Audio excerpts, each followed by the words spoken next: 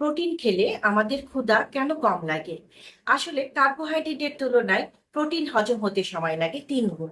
তাই প্রোটিন আমাদের শরীরের ক্ষুধা কম লাগার অনুভূতি তৈরি করে। কারণ প্রোটিন থেকে আমরা পাচ্ছি অ্যামাইনো অ্যাসিড। একটি বিল্ডিং তৈরি করতে যেমন ইটের পর ইট দিয়ে বিল্ডিংটি তৈরি হয়, মানব দেহ ঠিক তাই।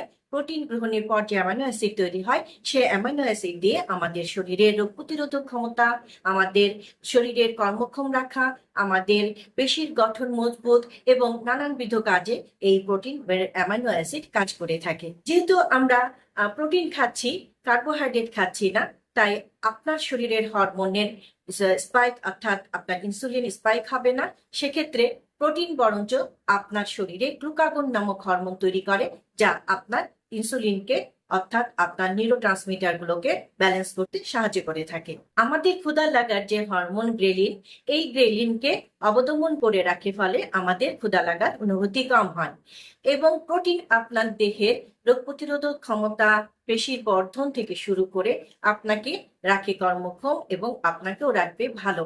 তাই প্রোটিন গ্রহণের ফলে আমাদের ওজনও নিয়ন্ত্রণে থাকবে, আপনার হরমোনের ব্যালেন্স অর্থাৎ আপনার ইনসুলিন স্পাইক হবে না এবং আপনিও ভালো থাকবেন।